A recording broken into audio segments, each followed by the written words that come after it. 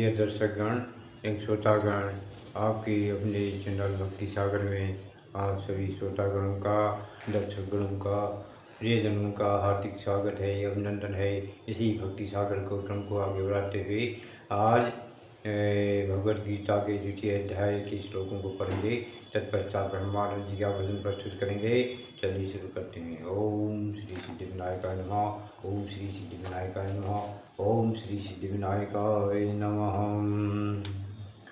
ओम कर्मण्येवाधिकारस्ते मा फलेषु कदाचन मा कर्मफलहेतुर्मा ते संगो अस्वस्थकर्मणि।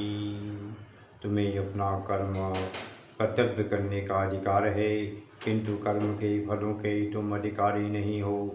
तुम न तो कभी अपने आप को अपने कर्मों के फलों का कारण मानो, न ही कर्म न करने में कभी आसक्त हो।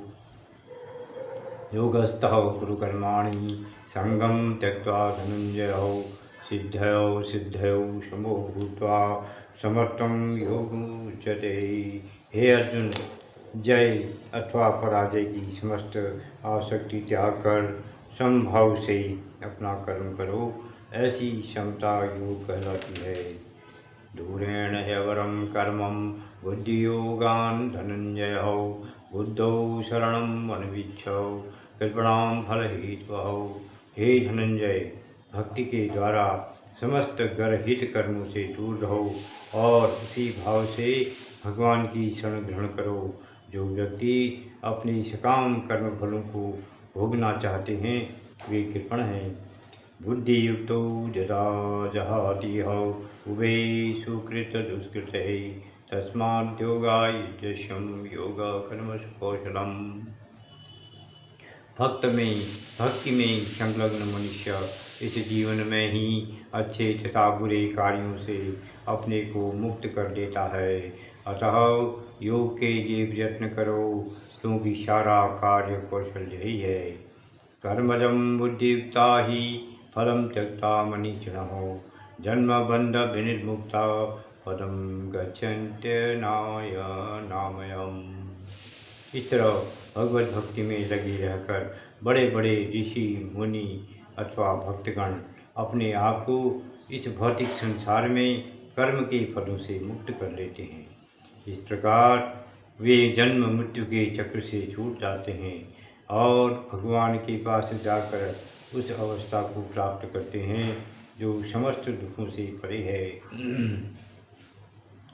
मुक्त जीवों का संबंध उस स्थान से होता है जहाँ भौतिक कष्ट नहीं होते। भागवत में कहा गया है, समाश्रिता ये पद वल्लभम महात्पदम पुण्ययशो मुरारे भवाम्बुधिर्वत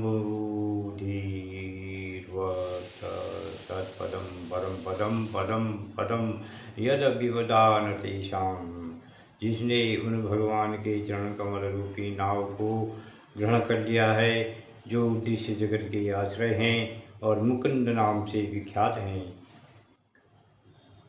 अर्थात मुक्ति के दाता हैं, उसके लिए यह भवसागर गोखुर में समाये जल के समान है। उसका लक्ष्य परम पदम है, अर्थात वह स्थान जहाँ भौतिक कष्ट नहीं है या कि वैकुंठ है। वह स्थान नहीं जहाँ पद पद पर संकट हो। यदा ते मोहकलिलं बुद्धिर्व्यतितुरिष्यति गता तदा गन्तासि निर्वेदं श्रोतव्यस्य श्रुतस्य च।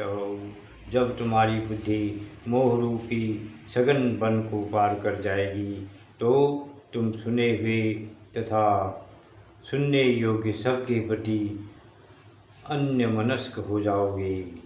संध्यावदनम भद्रमस्तु भवतो भो स्नानं तुभ्यं नमः भो देवा पितरस्य तर्पण विधौ नाहं क्षमं क्षम्यतां। यत्र क्वापि निषद्यौ यादव कुलोत्तमस्य कंसदिशः स्मारं स्मारं मघं हरामि तदलं मन्ये किमन्येन मे। हे मेरी त्रिकाल प्रार्थना हो, तुम्हारी जय हो। हे स्नान, तुम्हें प्रणाम है। हे देव पितृगण, जब मैं आप लोगों के लिए तर्पण करने में असमर्थ हूँ, अब तो जहाँ भी बैठता हूँ यादव कुलवंशी कंस के हंता श्री कृष्ण का ही स्मरण करता हूँ, और इस तरह मैं अपने पापमय बंधन से मुक्त हो सकता हूँ। मैं सोचता हूँ कि यही मेरे लिए पर्याप्त है। श्रुते विप्रतिपन्ना ते यदा स्थास्यति निश्चला समाधावचला बुद्धि तथा योगवाप्स्यसि। जब तुम्हारा मन वेदों की अलंकारमयी भाषा से विचलित न हो और वह आत्म साक्षात्कार की समाधि में स्थिर हो जाए, तब तुम्हें दिव्य चेतना प्राप्त हो जाएगी। अर्जुनवाच स्थित प्रज्ञस्य का भाषा समाधितस्य केशव स्थितधि किं प्रभासेतम समासीतम व्रजेत किमहम्। अर्जुन ने कहा, हे कृष्ण, अध्यात्म में लीन चेतना वाले व्यक्ति के क्या लक्षण हैं, वह कैसे बोलता है और तथा उसकी भाषा क्या है, वह किस तरह बैठता है और चलता है। श्री भगवान वाचः प्रजहाति यदा कामान् सर्वान् पार्थ मनोगतान् आत्मन्नेवात्मनः तुष्टौ स्थितप्रज्ञस्तदोच्यते। श्री भगवान ने कहा, हे पार्थ, जब मनुष्य मनोधर्म से उत्पन्न होने वाली इंद्रिय तृप्ति की समस्त कामनाओं का परित्याग कर देता है और जब इस तरह से विशुद्ध हुआ उसका मन आत्मा में संतोष प्राप्त करता है, तो वह विशुद्ध दिव्य चेतना को प्राप्त कहा जाता है।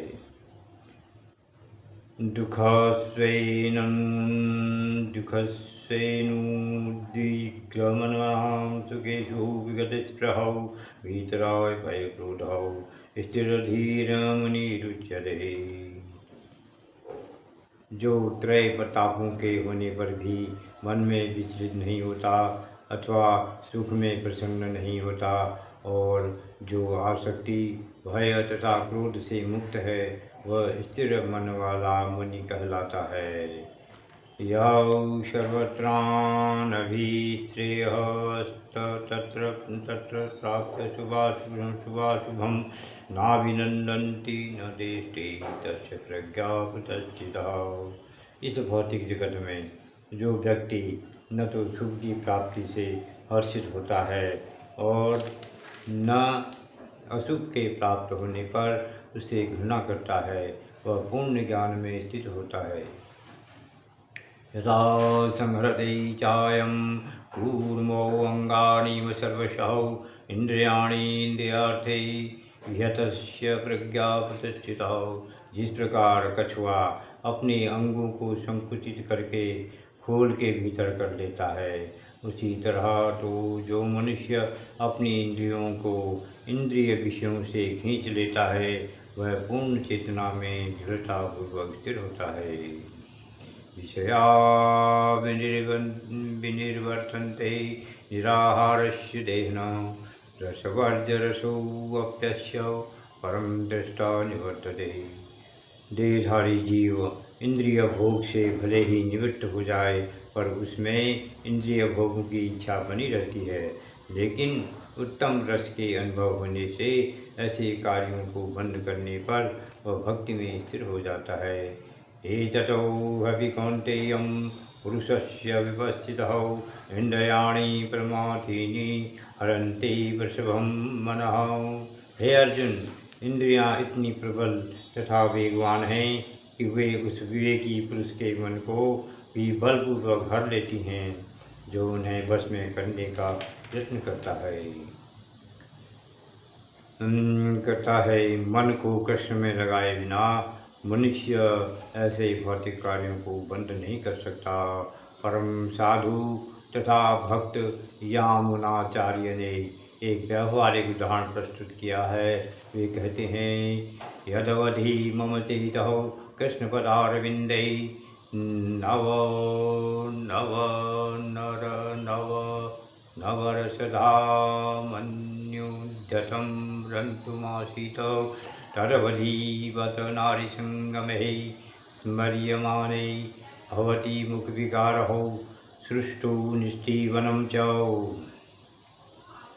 जब से मेरा मन भगवान कृष्ण के चरणारविंदों की सेवा में लग गया है और जब मैं नित्य नव दिव्य रस का अनुभव करता रहा हूँ, तब से स्त्री प्रसंग का विचार आते ही मेरा मन उधर से फिर जाता है और मैं ऐसे विचार पर थू थू करता हूँ। कृष्ण भावनामृत इतनी दिव्य सुंदर वस्तु है कि इसके प्रभाव से भौतिक भोग स्वतः नीरस हो जाता है। यह वैसा ही है जैसे कोई भूखा मनुष्य प्रचुर मात्रा में पुष्टिदायक भोजन करके अपनी भूख मिटा ले।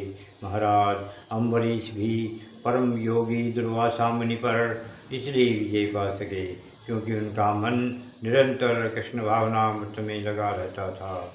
सवै मनः कृष्ण पदारविंदयो वंचासी वैकुंठ गुणान वर्णने तानि सर्वाणि संयम्य युक्तासीत् मत्परः वसे ही यस्य इंद्रियाणि तस्य प्रज्ञा प्रतिष्ठितः।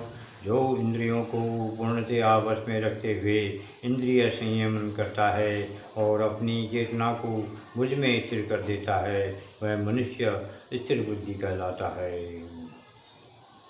राजा अपनी इंद्रियों को वश में कर सका क्योंकि उसमें निम्नलिखित गुण थे जिनका उल्लेख श्रीमद्भागवत में हुआ है। सवै मनः कृष्णपदारविन्दयोर्वचांसि वैकुण्ठगुणान् वर्णने करौ हरेर्मन्दिरमार्जनादिषु श्रुतिं चकाराच्युत शतकथोदे मुकुंद मुकुंदलिंगालय दर्शने दृशौ ततभृत्य गात्रस्पर्शे अगसंगमं घ्राणं च तत्पादसरोजसौरभे श्रीमत्तुलस्यां रसनां तदर्पिते पादौ हरे क्षेत्रपदानुसर्पणे शिरो ऋषिकेशपदाभिवन्दने कामं च दासे न तु काम्यां यथोत्तम श्लोकजनाश्रयार्तिः। राजा अम्बरीश ने अपना मन भगवान कृष्ण के चरण बिंदु पर स्थित कर दिया और अपनी वाणी भगवान के धाम की चर्चा करने में लगा दी। अपने कानों को भगवान की लीलाओं के सुनने में, अपने हाथों को भगवान का मंदिर साफ करने में, अपनी आँखों को भगवान का स्वरूप देखने में, अपनी शरीर को भक्त के शरीर का स्पर्श करने में, अपनी नाक को भगवान के चरण बिंदु पर भेंट किए गए फूलों की गंध सूंघने में, अपनी जीभ को उन्हें अर्पित तुलसी जलों का स्पर्श करने में, अपने पाँवों को जहाँ भगवान के मंदिर हैं उन स्थानों की यात्रा करने में, अपने सिर को भगवान को नमस्कार करने में तथा अपनी इच्छाओं को भगवान की इच्छाओं को पूरा करने में लगा दिया और इन गुणों के कारण वे भगवान के मत पर भक्त बनने के योग्य हो गए। ध्यायतो विषयान पुंसौ संगस्तेषु बजायते संगात् संजायते कामहं कामात् क्रोधो विजायते। इंद्रिय विषयों का चिंतन करते हुए मनुष्य की उनमें आसक्ति उत्पन्न हो जाती है और ऐसी आसक्ति से काम उत्पन्न होता है और फिर काम से क्रोध प्रकट होता है। क्रोधात् भवति सम्मोहं सम्मोहात् स्मृतिभ्रमः स्मृतिभ्रंशात् बुद्धिनाशो बुद्धिनाशात् प्रणश्यते। क्रोध से पूर्ण मोह उत्पन्न होता है और मोह से स्मरण शक्ति का विभ्रम हो जाता है। जब स्मरण शक्ति भ्रमित हो जाती है तो बुद्धि नष्ट हो जाती है और बुद्धि नष्ट होने पर मनुष्य भवकूप में पुनः गिर जाता है। श्री गोस्वामी जी ने हमें यह आदेश दिया है। पापश्चीकतया बुद्धया हरिसंबंधिन वस्तुनः मुमुक्षुभिः परित्यागो वैराग्यं फल्गुकतरे। राग द्वेष विमुक्तेस्तु विषयानिन्द्रियैः शरणं आत्मवश्ये विधेयात्मा प्रसादमधिगच्छति। किंतु समस्त राग राधेश से मुक्त एवं अपनी इंद्रियों को संयम द्वारा वश में करने में समर्थ व्यक्ति भगवान की पूर्ण कृपा प्राप्त कर सकता है। प्रसादे सर्वदुखानां हानिरस्योपजायते प्रसन्नचित्तो सुबुद्धिर्पर्यवतिष्ठते। इस प्रकार से वह कृष्ण भावनामृत में तुष्ट व्यक्ति के लिए संसार के तीनों ताप नष्ट हो जाते हैं और ऐसी तुष्ट चेतना होने पर उसकी बुद्धि शीघ्र ही स्थिर हो जाती है। नास्ति बुद्धिर्युक्तस्य न चाटुकस्य भावना न चाभावयतं शांतिरौ शान्तस्य कुतः सुखम।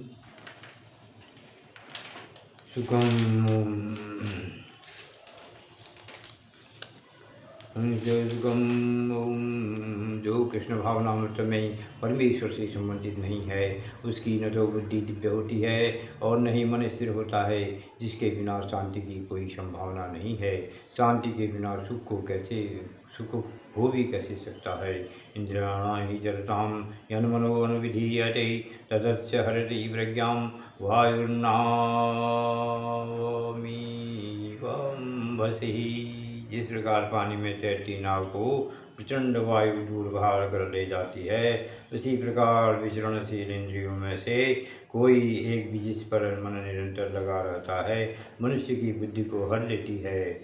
तस्माद्यस्य महाभावौ निगृहीतानि सर्वशः इंद्रियाणि इंद्रियार्थे गतस्य प्रज्ञाप्तस्थितौ। अतः ही महाभाव, जिस पुरुष की इंद्रियां अपने अपने विषयों से सब प्रकार से विरत होकर उसके वश में हैं, उसी की बुद्धि निसंदेह स्थिर है। यादृशां सर्वभूतानां तस्या जागृति संयमी यस्यां जागृति भूतानि सा निशा पश्यते मुने। जो सब जीवों के लिए रात्रि है वह आत्म संयमी के जागने का समय है, और जो समस्त जीवों के जागने का समय है वो आत्मनिरीक्षक मुनि के लिए रात्रि है। आपूर्यमाणमचलं प्रतिष्ठं समुद्रमापौ प्रविशन्ति यद्यतौ तद्दत् कामां या प्रविशन्ति सर्वैः स शान्तिमाप्नोति न कामकामी। जो पुरुष समुद्र में निरंतर प्रवेश करती रहने वाली नदियों के समान इच्छाओं के निरंतर प्रभाव से विचलित नहीं होता और जो सदैव स्थिर रहता है वही शांति प्राप्त कर सकता है, वह नहीं जो ऐसी इच्छाओं को तुष्ट करने की इच्छा रखता हो। विहाय कामानि सर्वान् पुमां सरति निचिरहौ निर्ममो निरहंकारो स शान्तिमधिगच्छति। जिस व्यक्ति ने इंद्रिय तृप्ति की समस्त इच्छाओं का परित्याग कर दिया है, जो इच्छाओं से रहित रहता है और जिसने सारी ममता त्याग दी है तथा अहंकार से रहित है, वही वास्तविक शांति को प्राप्त कर सकता है। सा ब्राह्मी स्थितौ पार्थ नैनां प्राप्य विमुमतिः स्थित्वां श्यामन्तकाले अपि ब्रह्म निर्वाण मृच्छति। यह आध्यात्मिक तथा ईश्वरीय जीवन का पथ है, जिसे प्राप्त करके मनुष्य मोहित नहीं होता। यदि कोई जीवन के अंतिम समय में भी इस तरह स्थित हो तो वह भगवत धाम में प्रवेश कर सकता है। ओम तत्सत। श्री भगवद्गीतायां सुनिश्चितां ब्रह्म विद्याय योग अर्जुन संवादे योग कृष्ण अर्जुन संवादे श्री कृष्ण योग संवादे इति अध्याय। हनुमान जी का भजन कहेंगे। अब हनुमान जी का भजन ठुमरी राग झंझोटी में है ये। सांवरी सूरत तेरी मोहनी मूरत हरी, सांवरी सूरत तेरी मोहनी मूरत हरी, कमल नयन सजी बदन सुहावनी, सांवरी सूरत तेरी मोहनी मूरत। हरि कमल नयन सजी बदन सुहावनी, सांवरी सूरत तेरी मोहनी मूरत। कनक मुकुट भाल सोहे वनमाल गल, सुंदर विशाल भुज कंकण धरावनी। कनक मुकुट भाल सोहे वनमाल गल, सुंदर विशाल भुज कंकण धरावनी। सावरी सूरत तेरी मोहनी मूरत हरी, सांवरी सूरत तेरी, मोहनी मूरत हरी। कानन कुंडल पड़े, कटिपट पीत धरे, चरण नुपुर धुनि बजुर बजावनी। कानन कुंडल पड़े, कटिपट पीत धरे, चरण नुपुर धुनि मधुर बजावनी। सांवरी सूरत तेरी, मोहनी मूरत हरी, कमल नयन जरि वदन सुहावनी। श्यामल कोमल अंग रमा, बसे सदा संग, ब्रह्मानंद मंदहास मेरे मन भावनी। श्यामल कोमल अंग रमा, बसे सदा संग, ब्रह्मानंद मंदहास मेरे मन भावनी। सांवरी सूरत तेरी, मोहनी मूरत हरी, कमल नयन जरि वदन सुहावनी। सांवरी सूरत तेरी।